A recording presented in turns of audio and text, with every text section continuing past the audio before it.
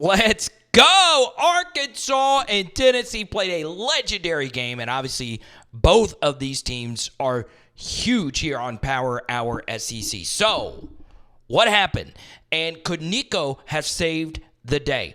We're going to talk about some of the great Arkansas Razorbacks, including Landon Jackson. Let's start off here with the left side because Arkansas gets really screwed here to start this drive. So, Dylan Sampson saves the day. Lance Hurd, who had a tough night, that's an illegal block in the back penalty. It's not called, all right? If this block was not made illegally here, this is a strip sack to end the game more than likely, okay? So you get away with one.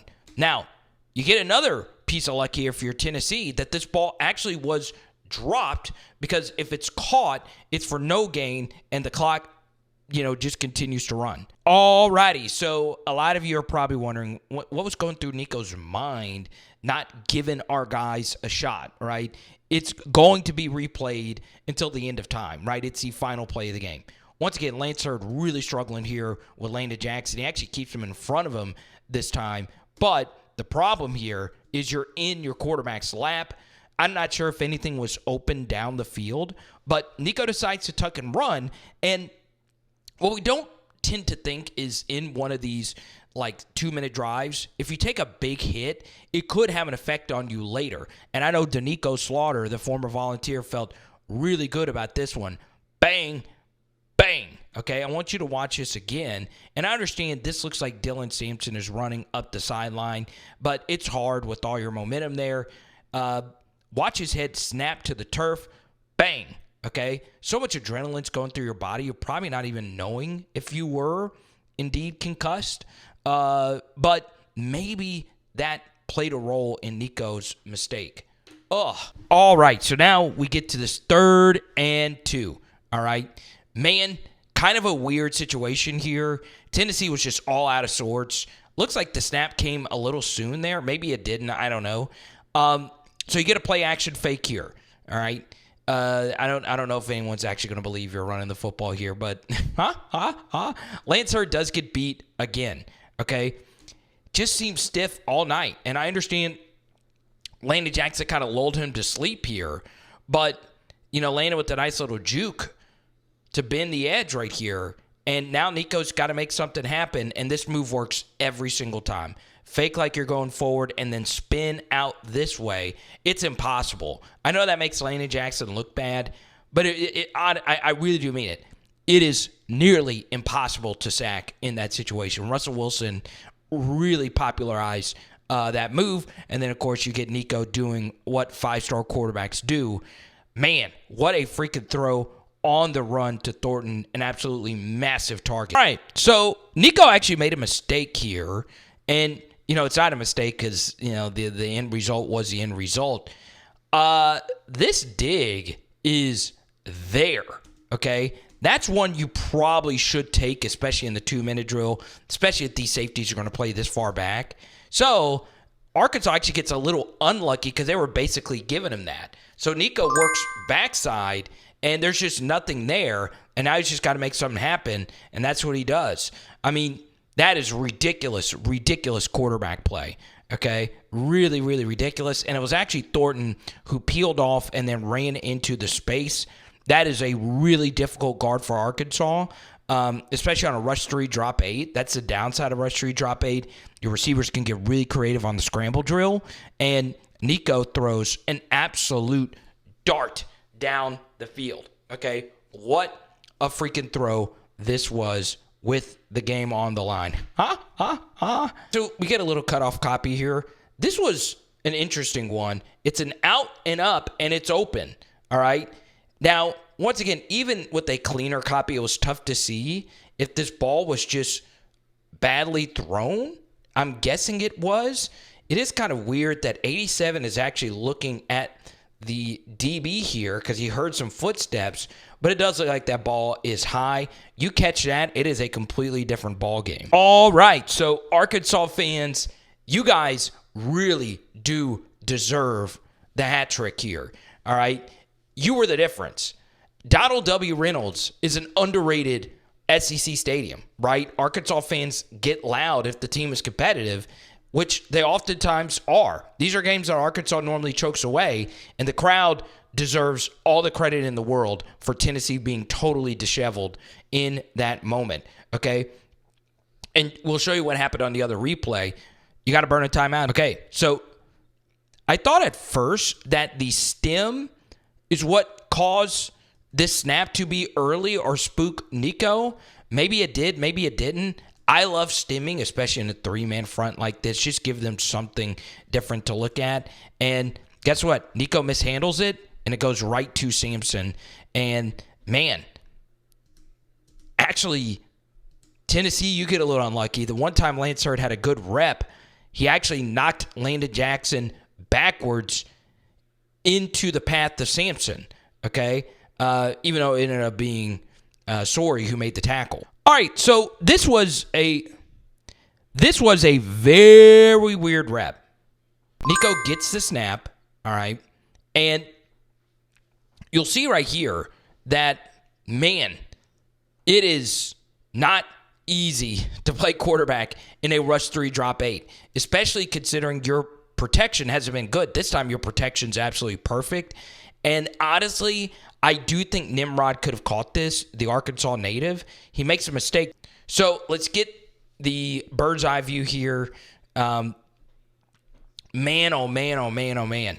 Nico sees that the middle linebacker deoccupies this space. All right, so he gets off this out right here, and then the middle is wide open. So you do want to work this dig. Now, if this is a better receiver, I know Squirrel White got hurt earlier this quarter. Maybe he's running through there, so Nico anticipates throwing this dig, and Nimrod just jumps for no reason. There was no reason for him to jump. I know the ball was slightly behind him, so the ball's not absolutely perfect. Maybe it's not as bad of a drop. But if you actually go back here, you'll see that the out, while it wasn't there at first, guess what happens? It's then open later, okay?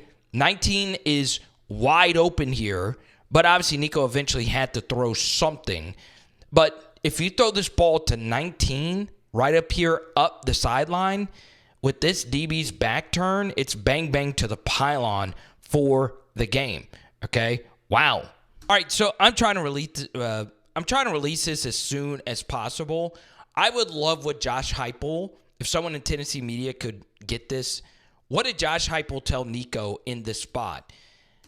I would definitely be telling him, hey, you just got to throw it, no matter what. And I have no idea why Nico did not at least toss it up, okay? So what happened? All right, so this was my biggest concern with Nico, not having played a single competitive game up to this point, all right?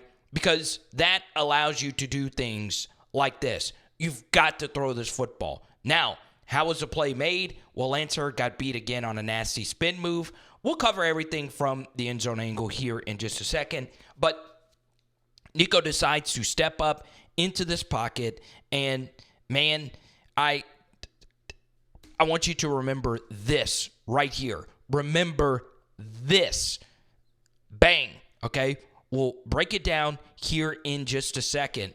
But, you know, I understand that that helmet thing was a little speculative, but I would not be sure if he was bedazzled in the spot.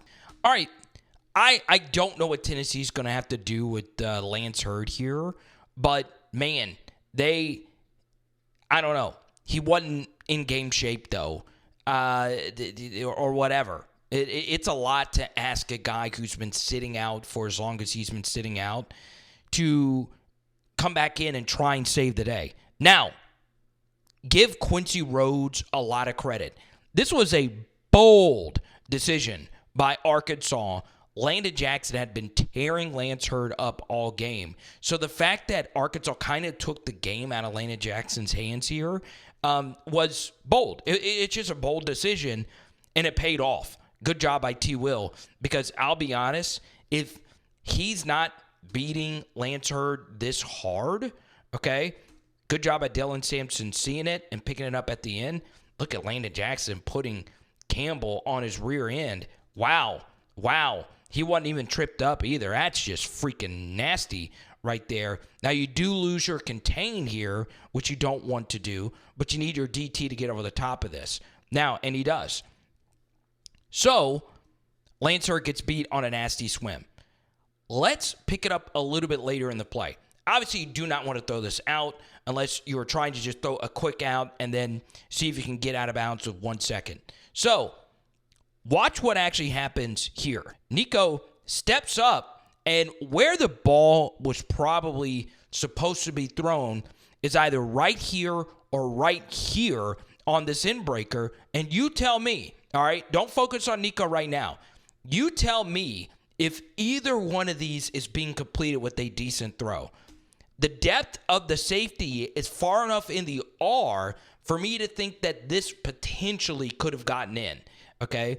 Potentially could have gotten in. Now, it's really tough to say. It really is tough to say, all right? So NICO decides to roll out to the right. The problem is these two guys are in breaking on this left hash.